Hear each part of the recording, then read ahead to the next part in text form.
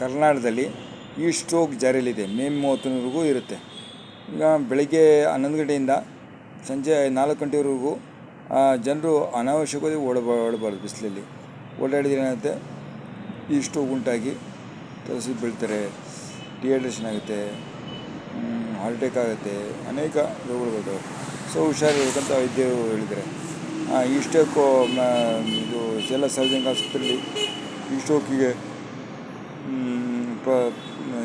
ತುರ್ತು ಚಿಕಿತ್ಸೆಯನ್ನು ಅವರನ್ನ ಮಾಡಿದ್ದಾರೆ. ಆಮೇಲೆ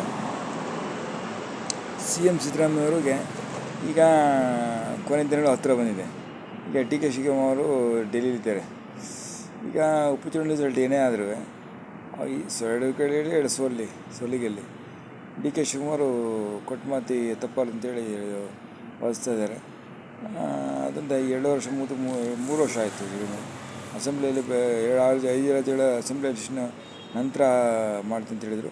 ಈ ಕಾಂಗ್ರೆಸ್ ಹೈಕಮಾಂಡ್ ಈಗ ತೊಗೊಂಡಿದೆ. ಮಲ್ಲಿಕಾರ್ಜುನ ಖರ್ಗೆ ಅವರು ಈಗ ಹೊಸ ಮುಖ್ಯಮಂತ್ರಿ ಮೇ 10 ನೇಮಕ ಆಗ್ತದೆ ಅಂತ ಸುದ್ದಿ ಬಂದಿದೆ.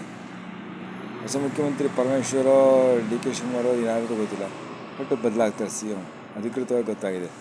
ನನಗೆ ಈಗ ಗೊತ್ತಾಗಿದೆ ಅಧಿಕೃತವಾಗಿ. AICC ಕಚೇರಿಯಿಂದ ಈಗ ಯಾರೂ ಹೇಳಲ್ಲ, ಆದರೆ ಇಂಟು ಬಂದಿದೆ. ಯಾರಿಗೂ ಟೈಮ್ ಇರಲಿಲ್ಲ. ಈಗ ಕರ್ನಾಟಕದ ಬಗ್ಗೆ ಮುಖ್ಯಮಂತ್ರಿಗಳು ಅವಕಾಶ ಇದೆ. ಅಧಿಕಾರ ಬಿಡ್ಕೊಳ್ಬೇಕೆ ರಾಜ್ಯದಲ್ಲಿ ದೀರ್ಘಾವಧಿ ಮುಖ್ಯಮಂತ್ರಿ ಸಿದ್ದರಾಮಯ್ಯ ಎಲ್ಲ ಕೊಟ್ಟಿದ್ದಾರೆ. JDS ಎಲ್ಲ ಕೊಟ್ಟಿದ್ದಾರೆ. ಮತ್ತೇನಪ್ಪ ಅಂದರೆ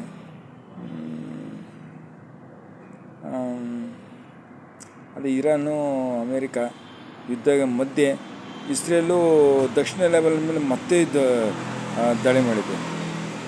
ಇದರಿಂದಾಗಿ ಯುದ್ಧ ಮತ್ತೆ ಸ್ಟಾರ್ಟ್ ಆಗಿದೆ. ಈಗ ಅಮೇರಿಕಾ ಇರಾನ್ ಮೇಲೆ ಯುದ್ಧ ಮಾಡಿದ್ರೂ ಹೊರ್ಮುಜ್ ಸಂಧಿನ ಕಂಟ್ರೋಲ್ ತಗೊಂಡು ಫೈಟ್ ಮಾಡ್ತೇವೆ. ಇವರು ಕವರ್ ಮಾಡಿದ್ದಾರೆ. ಏನಾಗುತ್ತೋ ಗೊತ್ತಿಲ್ಲ. ಮುಂದೆ ಯುದ್ಧ ನಿಂತಿಲ್ಲ. ಪಾಕಿಸ್ತಾನದಲ್ಲಿ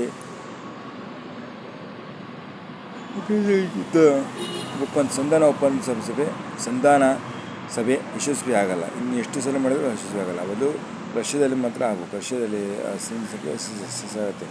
ಇದಕ್ಕೆ ಕಾರಣ ಇರಾನು ರಷ್ಯಾ ಆಪ್ತರು. ಇರಾನ್ ಪಾಕಿಸ್ತಾನ ಅಷ್ಟಕ್ಕಷ್ಟೇ, ಅದು ಗೊತ್ತಿಲ್ಲ. ಆಮೇಲೆ ಈಗ ರಾಜ್ಯದಲ್ಲಿ 198 ಗ್ರಾಮ ಪಂಚಾಯತಿಗಳ ಗ್ರಾಮಗಳಿಗೆ ಕುಡಿಯುವ ನೀರು ವ್ಯವಸ್ಥೆ ಮಾಡಿ ಅಂತ CM ಸಿದ್ದರಾಮಯ್ಯವರು ಎಲ್ಲ ಜಿಲ್ಲಾಧಿಕಾರಿಗಳಿಗೆ ಆದೇಶ ಮಾಡಿದ್ದಾರೆ. ಅವರು ತಹಸೀಲ್ದಾರಿಗೆ ಹೇಳಬೇಕು.